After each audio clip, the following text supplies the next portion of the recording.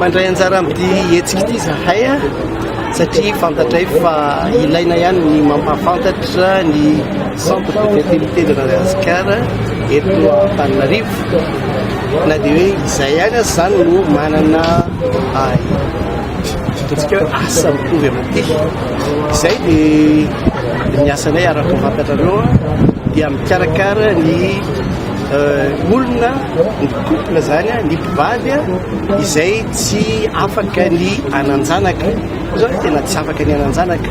mety amin'izy ireo ny hoe tsentsina midampy ny vehivavy efa kivy izy hoe tsy afaka hiteraka intsony manak'izay tsy marina intsony zany ho an'ny centre de fertilité de Madagasikara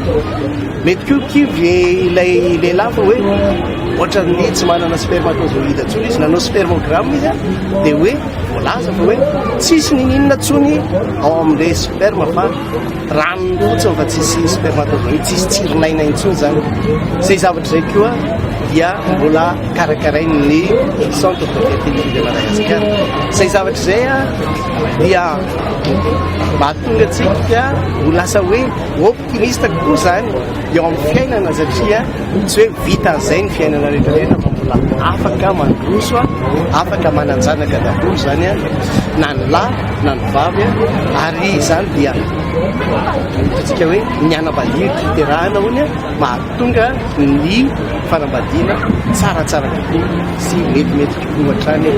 avy ny centre de fertilité de Madagasikara dia tsy mena amita mihitsy amin'ny zavatra ny vokatra azony any ampitan-dranomasina toy ny hoe centre ny Barcelone centre any France na any Allemagne tsy mena amita ary azoko lazaina ara tsy frérehana fa hoe somary ambonimbony kokoa zany ny tany anay zany noho iny ny anjareo zay tsy dia hoe satria zay mahay